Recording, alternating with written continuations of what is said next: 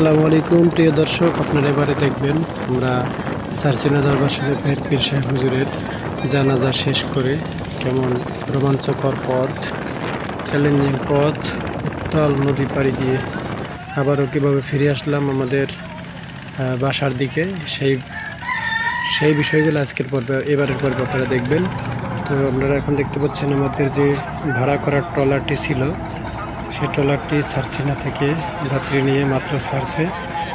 উপরে দেখতে পাচ্ছেন লক্ষ লক্ষ লোক, কারো গন্তব্য বাস স্ট্যান্ড, কারো গন্তব্য ফেরিঘাট, কারো গন্তব্য লঞ্চ ঘাট, আর আমাদের গন্তব্য হচ্ছে সরাসরি ওই পাশ থেকেই, অর্থাৎ সারসিনা দরবার শরীফের যে পার থেকেই আমরা ট্রলার উঠে পড়ছি। ট্রলার ছেড়ে দিয়েছে। এখন দেখতে পাচ্ছি ট্রলারের যে মালিক, তিনি ট্রলারের জন্য ভাড়া তুলছেন। খুবই রোমাঞ্চকর এবং দেখার মতো একটা পথ অতিক্রম করে আমরা এবারে চলে আসলাম।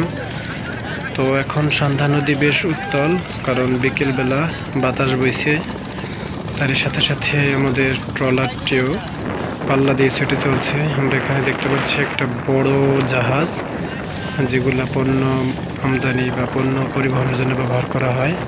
এটা সাধারণত চট্টগ্রাম বন্দর থেকে মংলা বন্দর থেকে পায়রা সমুদ্র বন্দর, এই সমস্ত জায়গায়, অর্থাৎ অভ্যন্তরীণ রুটে যাতায়াত করে। তবে বাইরের রুটেও যাতায়াত করে কি না সে ব্যাপারটা শিওর না।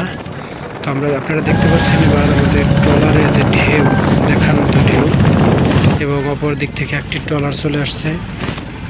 সে ট্রলারে অনেক যাত্রী আছে, তারাও আমরা যে খালে ঢুকবো তারাও সেই খালে ঢুকছে।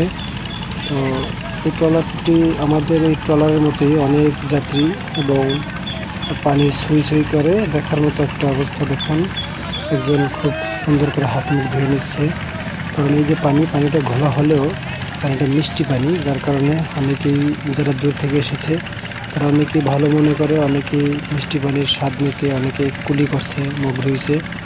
দেখুন, দুইটা ট্রলার যখন একসাথে খালের ভিতরে ঢুকছে তখন কি অবস্থা হয়ে গেছে। এগুলো আসলে দেখার মতো একটা বিষয় ছিল। তো আমরা বলতে চলে আসলাম এরপরে এসে আবারও দুটি ট্রলার পাল্লা দেওয়ার মতো অবস্থায়। ট্রলারের যে ড্রাইভার ছিল, যে মাঝি ছিল, সে খুব সাহসিকতার সাথে ট্রলার চালিয়ে আমাদেরকে এপারে নিয়ে আসলেন। তাদের প্রতি ধন্যবাদ জানাই তাদেরকে, সাবধানে তারা আমাদেরকে গন্তব্যে পৌঁছে দিয়েছেন। তো জানিয়ে রাখি, 10 টাকা লাগছে আমাদের ট্রলার পার হতে, এবং এপার থেকে ওপারে যেতে আমাদের 10 মিনিটের মতো সময় লেগেছে। প্রত্যেকটি ট্রলারই তার গন্তব্যে দ্রুত বেগে চলে যাচ্ছে।